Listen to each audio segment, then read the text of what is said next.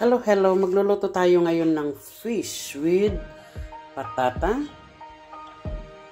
celery, onion, garlic, and of course, fresh tomato. Okay, let's go. Maglalagay tayo ng oil. Ay, naku. Ayan, naglagay na tayo ng oil. Sunod natin ang onion. Hindi pa mainit, but never mind. Ayan. Kailangan maraming onion para sasarap yung lulutuhin natin.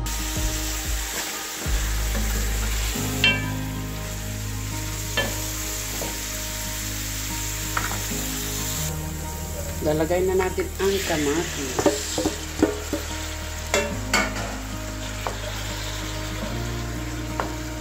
Luluto natin lahat ang mga ingredients bago natin ilagay yung isda. Hayaan lang natin maluto itong kamatis bago natin ilagay ulit yung mga ibang ingredients. Ayan. Lalagay na natin.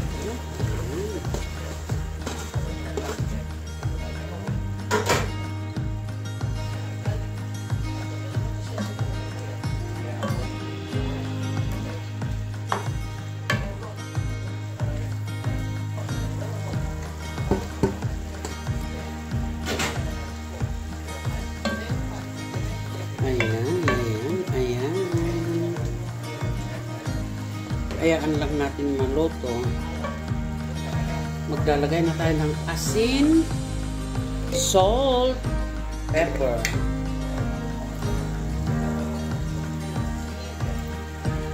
Ayan. Kasi isda yan, so need salt. Black pepper.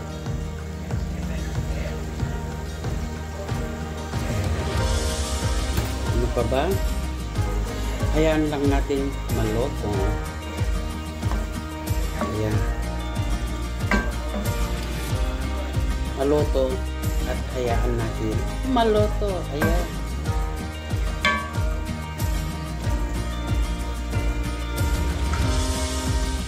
Ayan guys, hindi pa luto. Hayaan lang natin maluto para ilalagay na natin ang patata. Dito naman sa aking kusina, gumagawa din ako ng garlic sa sa sopa. Pinakain ko. Tignan nyo guys, ang laki-laking onion. Ayan. Diyan naman ang aking celery. Nakalagay lang siya sa tubig. Ayan. Ang magulo kong kusina. Ayan, hindi pa luto. Dahil kailangan malutong mabuti itong tamatis before na ilagay natin yung patata. Ayan, ganyan lang yan. Hayaan natin maluto. Ayan na guys, lalagay na natin ang mga patata. Ganyan lang, maglagay ng patata.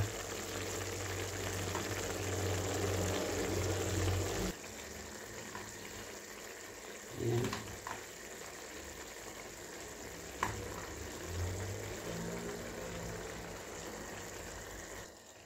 Ayan na.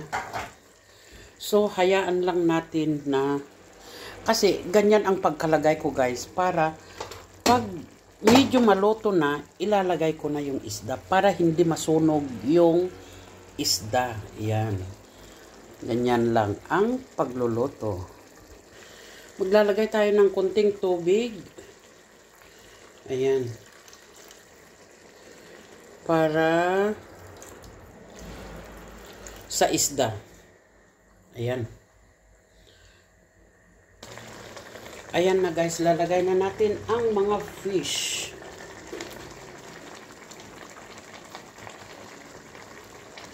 Ayan.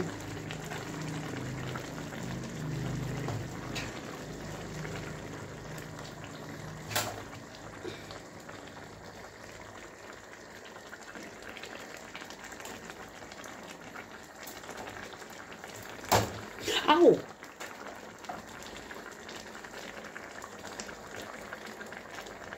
Ay.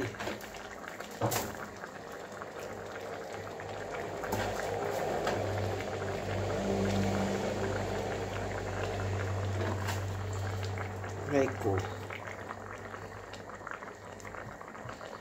Ano ba ilalagay ito? Ayan.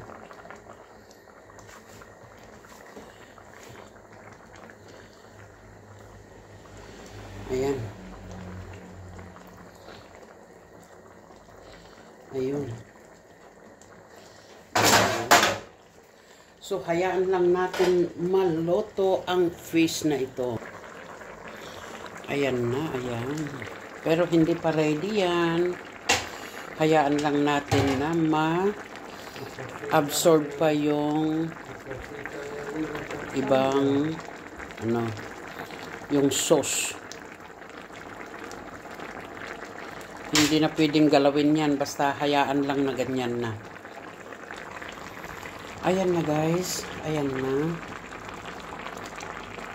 Ayan. Luto na. So, that's it. Mega love shout out sa inyong lahat. Ito ang tawag na loto is yakni sa Greek food. Ayan. Alisin natin konti yung